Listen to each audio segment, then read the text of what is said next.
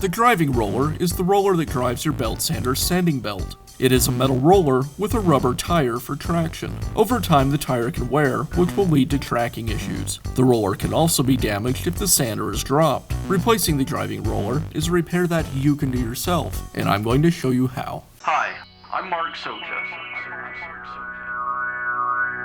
Do-it-yourself repairs like these are easier than you might think. From lawn machines to cordless drills, kitchen mixers, Outdoor grills. our how-to videos walk you through each repair from start to finish. So doing it yourself means never having to do it alone. Let's get started. I'll begin by removing the belt from the belt sander. Now I can remove the belt cover.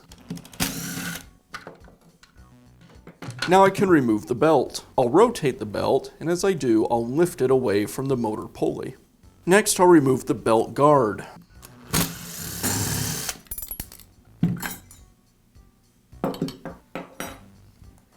Now remove the gearbox cover.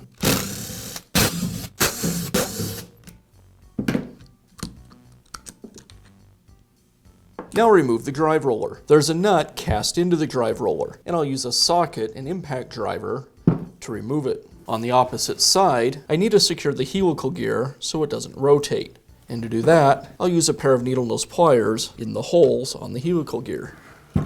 Place the socket on the drive wheel, and then I can remove it.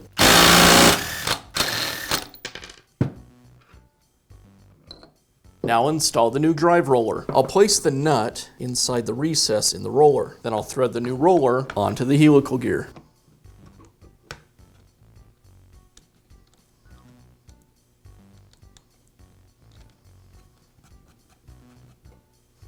And again, I'll use the pliers to secure the helical gear as I tighten up the roller. Now I'll reinstall the pulley shaft and gearbox cover.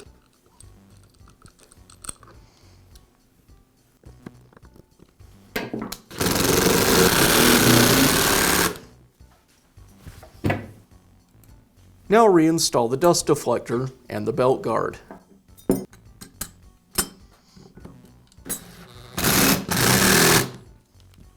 I'll place the belt around the lower pulley first, and then again I'll rotate the belt around as I work it on to the motor pulley. Next, I'll reinstall the belt cover.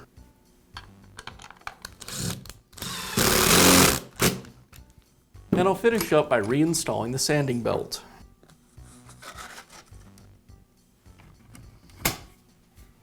And that's how easy it is to replace the driving roller on your belt sander. Be sure to check back often for new videos and expert advice. If you found this video helpful, give us a thumbs up And leave a comment.